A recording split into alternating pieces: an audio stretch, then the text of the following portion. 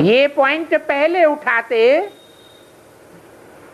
कि परमात्मा सर्वव्यापी नहीं है, आत्मा परमात्मा नहीं है, या गीता का भगवान कृष्ण नहीं है। पहले तो सारी दुनिया इन्हीं बातों में फंसी हुई थी। अभी तुमको समझाया है तो तुम्हारी बुद्धि में बैठ गया है कि परमात्मा सर्वव्यापी नहीं है। कब की बात है? 63 की बात बताई कि बाप ने समझाया परमात्मा सर्वव्यापी नहीं है, तो तुमने समझा हाँ सर्वव्यापी तो नहीं है। फिर इसके आगे का गुह्य पॉइंट समझा क्या? 63 में इसके आगे का गुह्य पॉइंट क्या है? सर्वव्यापी नहीं है तो एक व्यापी कहाँ है? ये गुह्य पॉइंट 63 में नहीं समझाया। अब तुम समझदार बने हो तो जो बेसिक नॉलेज लेकर के समझदार बनते जाते हैं, आत्मा रूपी सुई की जिनकी कट उतरती जाती है, उनको फिर ये गुह्य पॉइंट भी समझाते हैं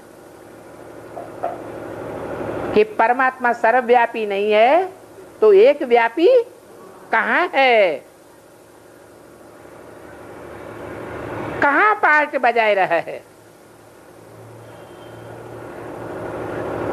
आत्मा सो परमात्मा नहीं है। पहले ये जानते थे क्या?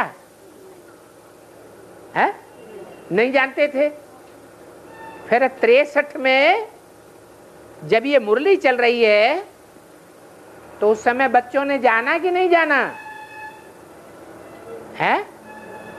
ब्रह्मा माता के द्वारा शिव बाबा ने बताया, क्या बताया? आत्मा परमात्मा नहीं है। ये बात जानी कि नहीं जानी?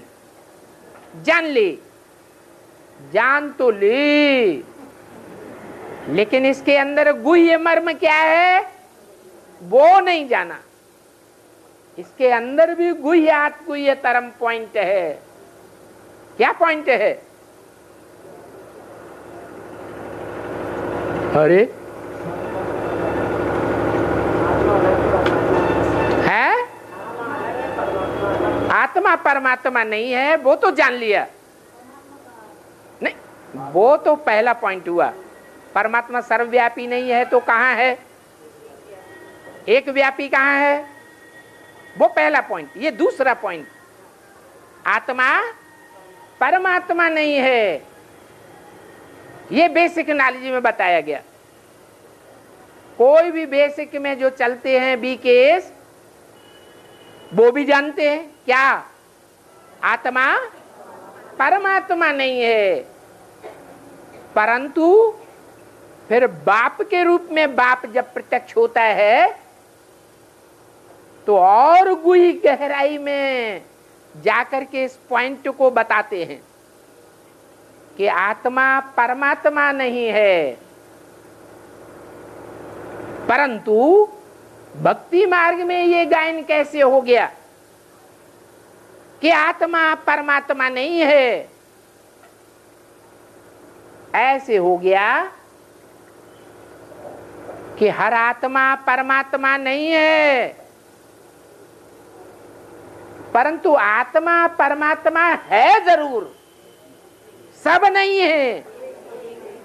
परंतु एक आत्मा के लिए ये कहा जा सकता है कि वो आत्मा शिव बाप समान बन करके परमात्मा का पाठ धारण कर लेती है। इसलिए एक ही आत्मा है जिसका नाम शिव के साथ जोड़ा जाता है। और दुनिया में 500-700 करोड़ या 33 करोड़ जो भी देव आत्माएं हैं उनमें से किसी का नाम शिव के साथ नहीं जोड़ा जाता। और शिव बाप भी कहते हैं मैं आता हूं किस लिए?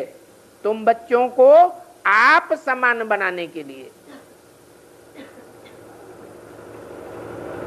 तो टीचर टीच करता है, तो पढ़ाई पढ़ने वाले बच्चों में कोई तो पूरी पूरी पढ़ाई पढ़ेगा कि कोई नहीं पढ़ेगा। अगर एक बच्चा भी पूरी पढ़ाई को धारण करता है तो कहेंगे टीचर समान, बाप समान पढ़ाई को धारण करके बाप समान बन गया।